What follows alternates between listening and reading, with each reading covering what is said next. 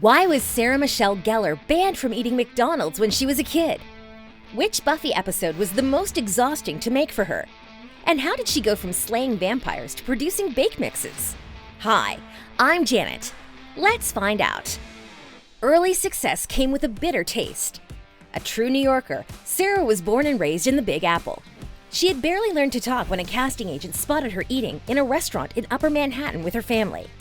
At just 4 years of age, she tried out for a small role in the TV film An Invasion of Privacy and nailed the audition. As a child, Sarah also appeared in a commercial for Burger King, but this didn't exactly bring her fame. In the controversial commercial, her character criticized McDonald's and claimed that she'd only eat at Burger King. McDonald's hated it so much that they even sued Burger King and banned the little actress from eating at their fast food chain. It might not seem like a big deal to you, but for a girl Sarah's age, it definitely was.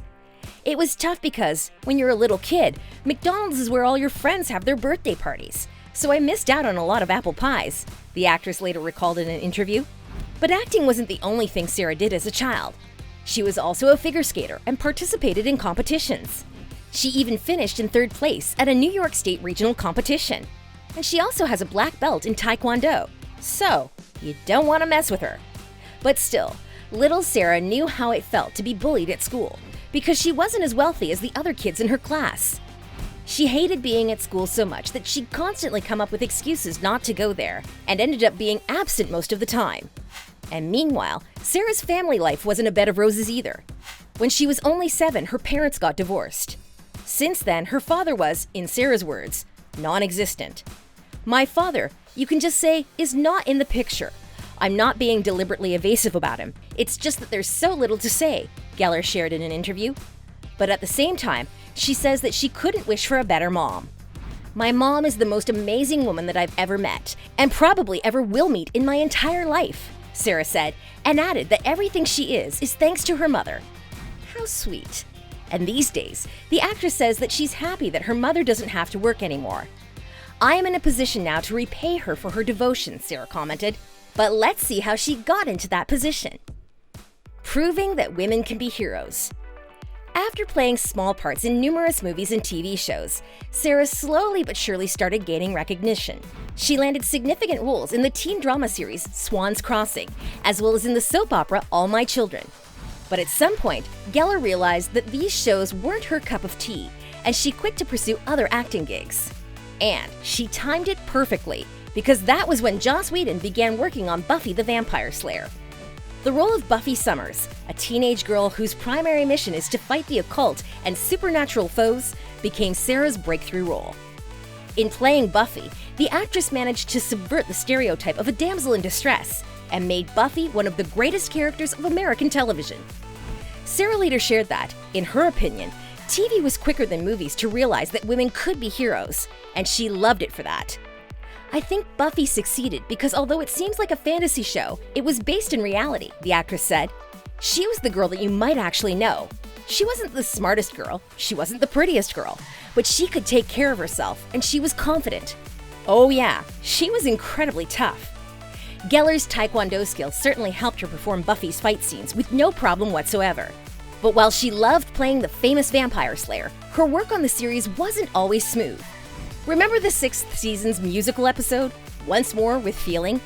It was hugely successful, and even started a trend of making musical episodes on TV shows that aren't musical at all. Scrubs, It's Always Sunny in Philadelphia, Fringe, and even Grey's Anatomy later made them. But for Sarah, working on that episode wasn't very enjoyable. The cast had to spend months preparing for it, taking dance and vocal lessons. And since Gellar never thought of herself as a singer, it was extremely hard for her to sing in public. At some point, she didn't even know whether she was going to do it at all. And while the result became the gold standard for musical episodes on TV, for Sarah, it was the most exhausting work she had ever done. Big screen beginnings. Gellar continued to play Buffy while she started to take on roles in movies.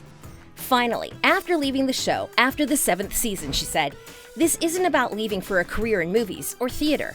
It's more of a personal decision. I need a rest." Yeah, it really must be tiring to play the same character for so long, and Sarah clearly needed variety at that point. Besides, Gellar realized that she had 2 types of fans.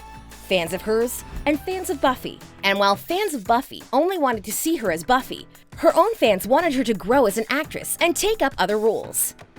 Acting in movies helped Sarah become more confident, and she discovered that there was much more she could achieve in her career. Her first significant appearance on the big screen was I Know What You Did Last Summer. Despite her character's ill fate in the film, the role became important for Gellar because she met Freddie Prinze Jr. on the set. They began dating 3 years later and soon got married. In the 5th year of marriage, the actress legally changed her name to Sarah Michelle Prinze. The couple has 2 children together, and they're actually the reason why Sarah and Freddie decided to never work on the same film again. Right now, we're committed to one of us being home, Gellar explained. So when our daughter fractures her hand and needs a cast, there's a parent there, while this parent is sitting here with you. But that doesn't mean that they're never going to star together in the same film again. After all, kids grow up, and one day their parents won't have to be there for them 24/7. Before making that crucial decision, though, Sarah and Freddie got to work together on 2 more movies. Those were Scooby-Doo and its sequel, Scooby-Doo 2: Monsters Unleashed.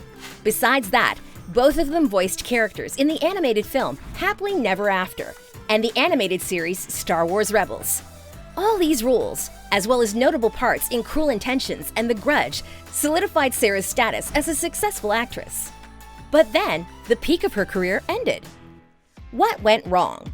A series of mediocre movies followed, and in 2006, the New York Times even assessed Gellar's performance in The Return as career stagnation.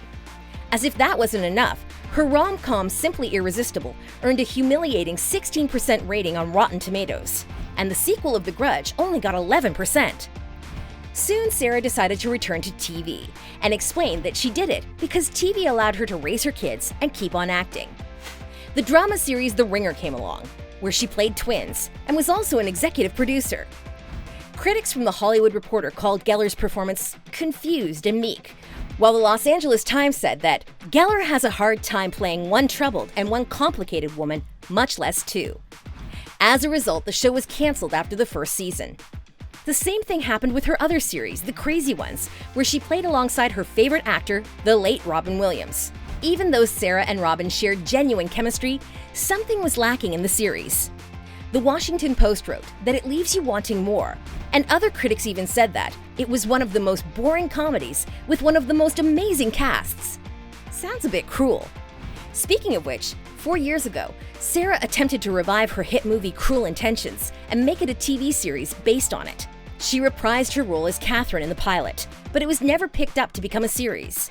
As Gellar later commented on Oprah Mag, "For me, once I tell a story, it's done. I was at a certain place in my life at that time while telling that story, and that place doesn't really exist anymore."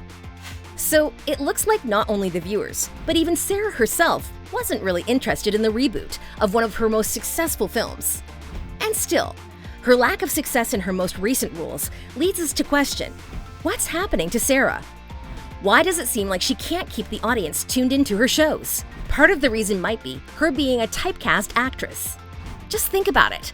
All of the most successful projects Gellar acted in were either horror movies like The Grudge, or showing her battling evil like in Buffy, or even Scooby-Doo, or revealed her as pure evil herself, like her role in Cruel Intentions. So it seems that it became hard for Sarah to overcome her stereotypical roles and show her talent in another kind of genre. However, it doesn't look like it bothers her much. Becoming a foodie, pro style. Despite her failures on big and small screens, Sarah isn't sad. After all, she was so good as the strong and confident Buffy for a reason. She is strong and confident in real life too, and she can turn failures into successes. Due to having more free time now that she's not involved in any big projects, Gellar has become an entrepreneur. 5 years ago, she and 2 of her friends announced the launch of a cooking and lifestyle brand called Foodsters. Sarah's always liked to bake, and once she was arranging a playdate for her daughter when she realized that all the boxed baking mixes she could find were a far cry from the original recipes. "I thought baking included butter, sugar, and water, and I couldn't even pronounce half the ingredients in these mixes," Gellar said to People magazine. "So we did some research and made our own from scratch." These days, her company produces kid-friendly, easy-to-make bake mixes that contain natural ingredients.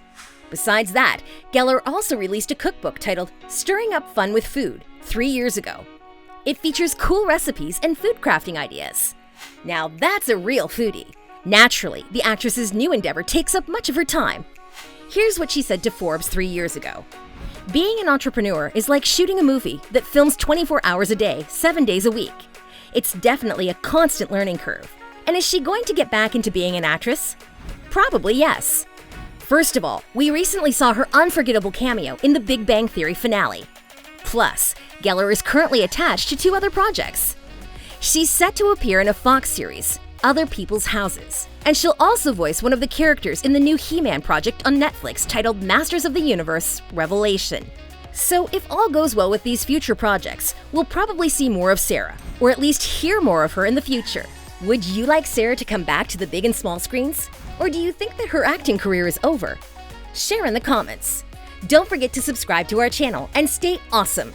Thanks for watching.